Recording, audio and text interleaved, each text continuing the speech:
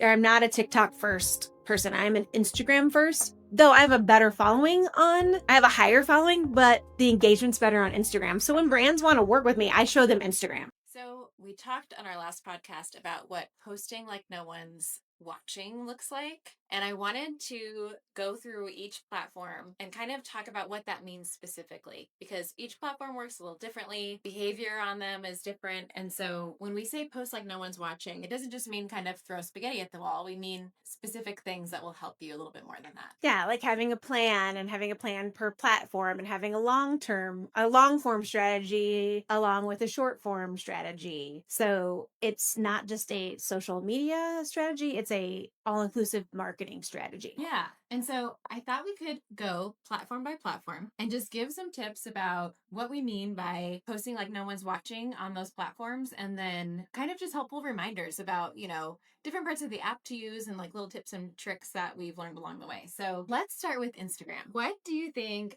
posting like no one's watching looks like to you on Instagram? Instagram has so many areas to post on, and there's also threads as well. So we're going to do that one kind of last. But Instagram has stories, it has the profile, it has the reels, it has posts, and I feel like I'm missing one. Live. Yeah, and I feel like live is one that not very many people are using. That can mean a couple things. When it comes to your Reels strategy, you want to have a variety of types of posts, direct to camera, trending posts. You want to also do maybe some with music that aren't exactly trending. So, for example, if you are somebody that's in the fashion industry, maybe it is you're talking to the camera about why you love this sweater. Maybe another video is you are showing off the sweater with an outfit. Maybe another one is you're just wearing the outfit and doing a trending audio about, related to fashion. So then you have your posts, and then you also want to share those to stories, because stories are kind of like the breaking news part, and you can put links to things there. So reels wise, you want to do a variety of reels. When it comes to posts, you want to do a variety of posts. That could be just a picture of something,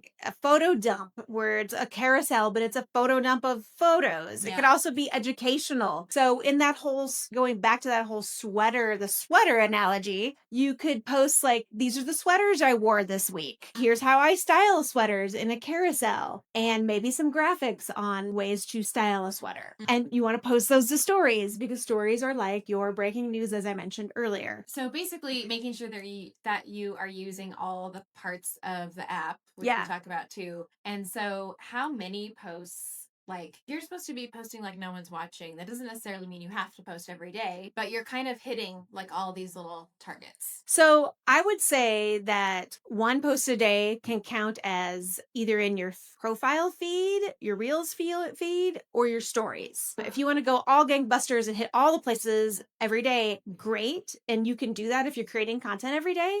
But I will tell people, like, stories can count as a post. And there'll be some creators that all they do is post stories. Yeah. That's all they do is post stories. And that's fine. Is it original content that you're posting? Not always. Okay. Sometimes I'm sharing. Sometimes it's original. Yeah. I have gotten better, I would say, and this is for my personal account. I have gotten better at doing a reel and then doing a post and then kind of sharing those things to stories too, to kind of get like people who are checking their stories all the time, because I know that that's the breaking news area. Yeah, it's breaking news, and everything else is kind of longer form, because your reel that you posted 3 days ago is probably showing up for somebody like within a week. I'll see content that brands I love posted last week, because I just never go through the feed as much. I'll get stuck on the Reels feed, and then I'll realize, wait, I'm in the Reels feed, and I'll go back to like the main feed. Yeah, and then Instagram hasn't come to my phone yet, but they're changing the feeds.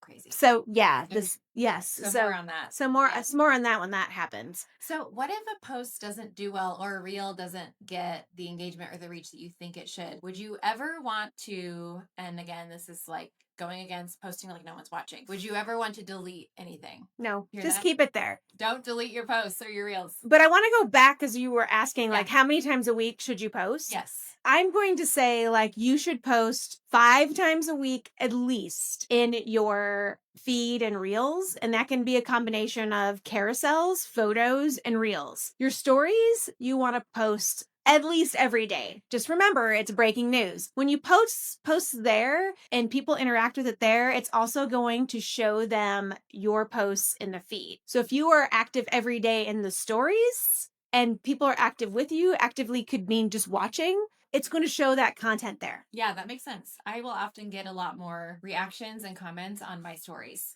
than I do on my actual posts. Yeah, I've been really trying to do more polls and questions. And I asked a question yesterday on my personal brand about how do you get back to sleep at 3 a.m.? And I had 10 different answers, and they were really good answers. Like one person did say, like, I want to know too. So, Okay, so that's Instagram. What about Facebook? What are some ways that we can keep posting like no one's watching on Facebook? So everybody should have a personal Facebook page and everybody should have a brand Facebook page. How I approach that may be different from other people because I'm a personal brand. If you are a small business owner and you are not utilizing your personal brand page on Facebook, like your personal Facebook account, along with your business account, that is kind of a missed area because your friends and family could potentially be your customers or tell people about you and keep you top of mind, like LinkedIn, Yeah. which we'll talk about later.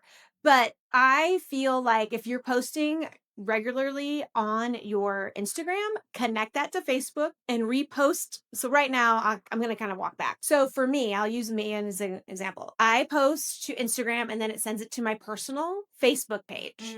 Okay. Okay. But I also then send it to my business page for my personal brand. Or we could use Dash as an example. I should be reposting things from Dash to my personal page so we can have our friends and family remember we do marketing. Mm-hmm. So how I approach it is differently than other people. So I have my personal Facebook page and my brand Facebook page. So utilize your personal Facebook page and also your brand's Facebook page at the same time so that people, your friends and family can keep top of mind of that. Yeah. And this brings up a really good point that it used to be if you were a small business owner, you kept personal and business separate. And that we hear this a lot of like, I need to have a separate account for this and a separate account for that and a separate thing for that. And there's much more of a blend now. And I think what you're saying speaks to that. It's like, it's okay to remind your friends and family that you have a business and that you do, whatever you do, or you sell your products or whatever, because they are going to be your number one referrers. Take advantage of that. And some people don't want to do that because they are worried that their friends and family are getting bombarded, or they're worried how they look and sound to their friends and family. And I will definitely say, since I have stepped more into the micro influencer space, that my friends and family are often the first ones to say, I love that lipstick. I love that healthcare company you're using. Tell me more about your hair loss journey. Like, I'm going through the same thing. And like Friday, I ran into two people and they specifically stopped and asked me about, hey, I saw this hair loss video. I'm having hair loss too. That kind of motivates me to create more content around that and long form content, which is a whole nother discussion about that. But your friends and family want to know. So how many times a week on Facebook should you be posting? I would say that you should dual post from Instagram to Facebook, and that's the same amount. Yeah.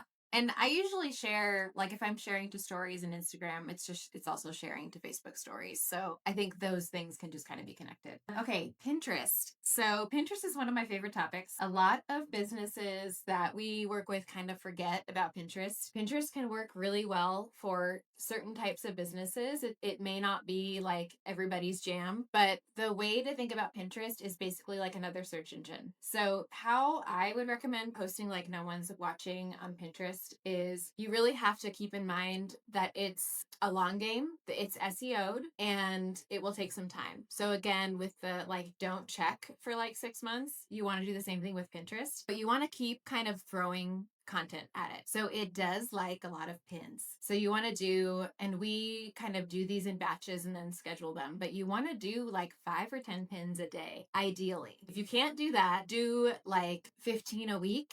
Maybe I would say like try to get a good chunk onto Pinterest. And these can all be pins that are very similar. Like they all maybe leave and link back to the same blog or source or product or whatever, but you're changing up the photo. It has to be different at least, I believe it has to be different at least 20%.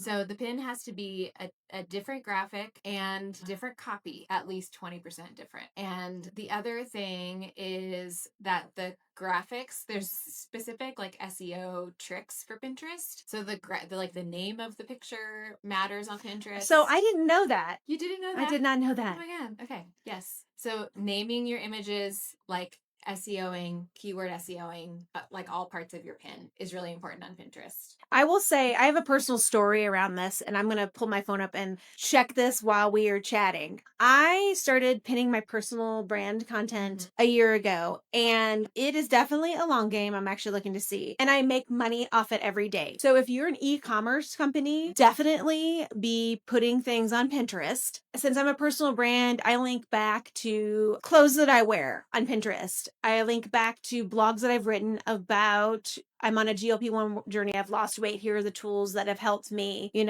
I've pinned those things. Well, I've done affiliate marketing for brands that I actually love and done blogs on that. But it has been like the last thing I get to, but I make money off it. I make maybe anywhere from $300 to $400 a month. And it could probably be more if I concentrated it on more. So last year I was getting around like 10,000 views a month on my Pinterest. Right now it says 80, you can't see this, but it says 82,000 monthly views. Yeah. If I just worked on a better long form strategy, I would probably be making more money on Pinterest on things I authentically love. Yeah, absolutely. And it's a great way to do like audience research. Like, what is your audience liking and pinning, and what else are they searching? It gives you a lot of analytics that are really fun to kind of dive into.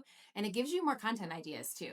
Like, the more you see what your audience responds to, and you can have 5 pins on the same topic, but they're gravitating towards a certain one, then take that one and see how you can do that over and over and over again. Like, either for your other content, for your other pins, or for the same piece of content, but like revamp it again. When you are thinking about what it is that you're pinning on Pinterest, it's really great. It's ideal to do pins that are back to long form content or back to a product. So to get that sale, or any kind of evergreen content. So you can do topical things for sure, like Pinterest trends. People definitely do that.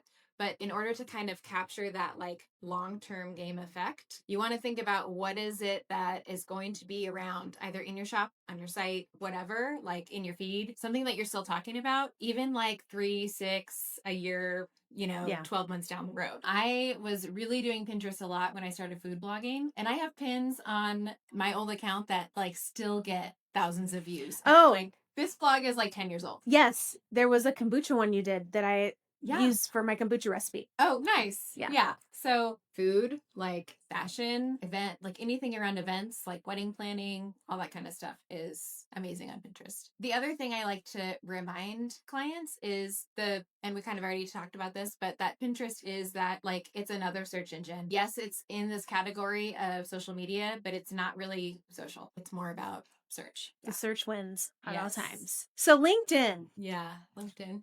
Let's chat LinkedIn. How do you bring personality forward on a platform like LinkedIn? And I feel like LinkedIn is the most underutilized one of these four. In fact, I am so guilty of not logging into LinkedIn every day like I should. I might log in once a week. How should you go about LinkedIn? Yeah, I think LinkedIn, you can think of it as another place where your personal brand is shining through. So it's hard because it's like the professional like corner of social media. And so people get kind of like in their heads about being authentic on LinkedIn. I think that's really where, if you're, a business leader, a personal brand, a thought leader, like being authentic and letting your voice shine through on LinkedIn is really what's going to make a difference there. If you're just going into LinkedIn and kind of regurgitating like corporate speak, it's not really going to be that exciting to people. That's what I would say is, sharing things on LinkedIn from your company page, but then being sure to add your personal take on it is important. Or the other thing I like to do is, instead of sharing it from like the dash page, is just basically take the post and make it my own post. And Yeah. sometimes I feel that those do better than sharing it. Yeah. It definitely helps your company if you share the page, but if you take that post and make it your own, that was something that we did with a client last year, is we basically would make the post their own post that they would sign off on and we post for them. And that makes you that thought leader. And that's the big thing with LinkedIn, is being a thought leader. Yeah, completely. LinkedIn has some other areas, like you can write articles on LinkedIn that are like kind of having a blog. So there's like newsletters that you can have within LinkedIn that people can subscribe to, certain topics and different things. So you could test those things out, but I go back to the biggest bang for your buck really, and like getting the most traction, which to me is going back to the website. So if I were going to post on LinkedIn, I would make a post, add my spin. Like I have the post in there, but I also have sort of like a personal take or what I really loved about this was something that they're getting some of my personality out of it. And then I will link back to the source on our website because I ultimately want to grow our website's SEO more than I want to grow LinkedIn's articles SEO, right? So, but you can test those things out and see what your audience likes. I have seen people like not put the link in the LinkedIn itself, like when they post, but they also go and they put in the first comment. I do know that Facebook and Instagram allow you to do that in scheduling platforms. I need to go see if LinkedIn allows you to do that in scheduling platforms because I feel like when I did that, the traffic to the website was better and the reach of the post was better. In the first comment? Yeah, I don't think scheduling platforms let you do that on LinkedIn. I'm not for sure on that. I need to go research that. But when I did that one time, there was one person that did not like that, but everybody else seemed to like it. They were like, why are you posting the link? It's counterintuitive. And I'm like, trying to get better reach here.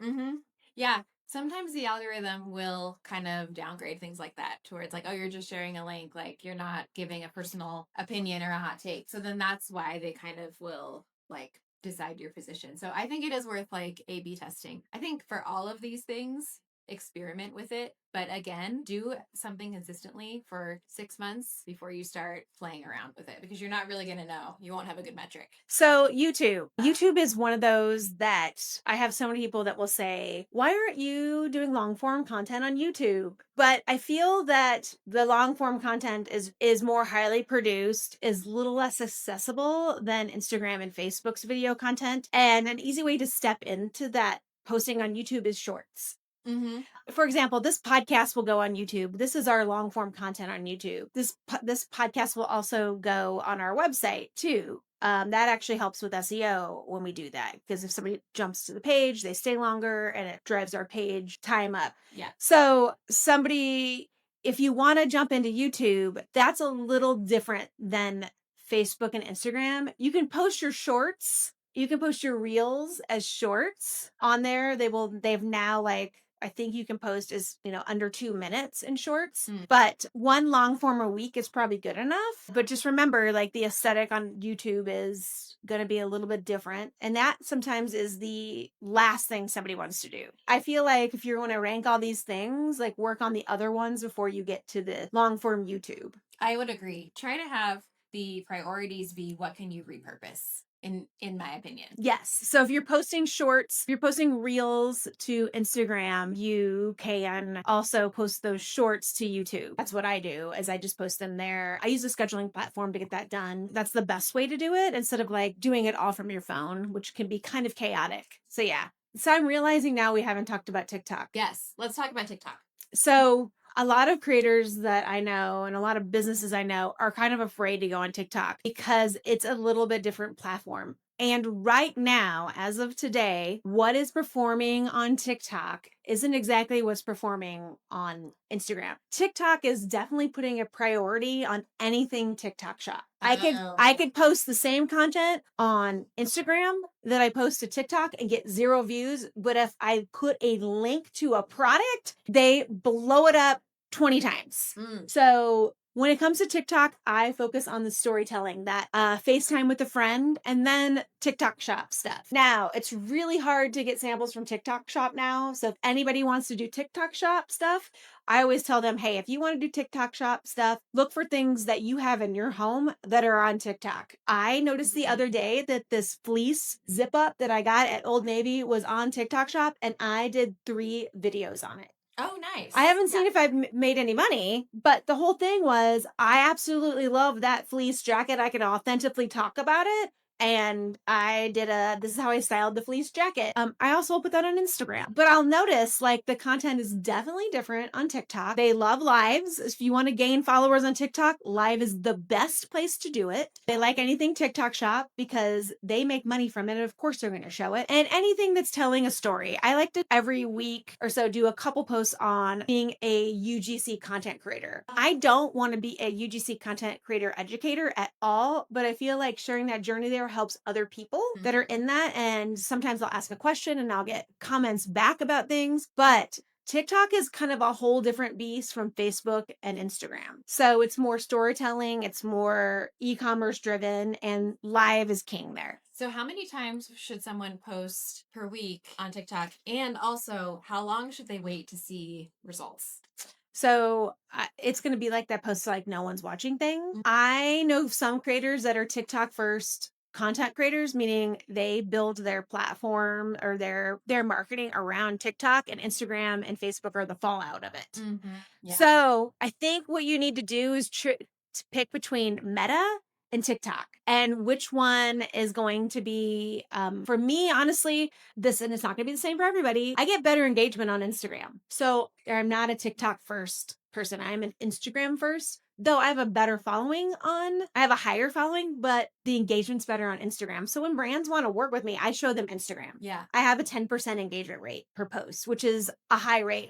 On TikTok, it's really low. Yeah. So, thinking about your strategy, where your audience is, and the kind of content that they want to consume, I think is a good like reminder and gauge here where you're at. What platform you're really creating content for is a good reminder too. Yeah. Okay, so I think we gave some really good tips, like per platform, of how do you actually go about posting like no one's watching. We also have a resource that I will mention since we talked about social and we talked about SEO. We have a class on our website where we did a webinar on social search, and it's only $17. So you can go to our website contentco.com and get that. We also have a Think Like a Content Creator class and some free downloads as well. So there's some resources on our website that are really inexpensive and give more great tips like this. So if you love these tips, follow the Cringe Mountain Diaries for more tips. Click that follow button and subscribe for more.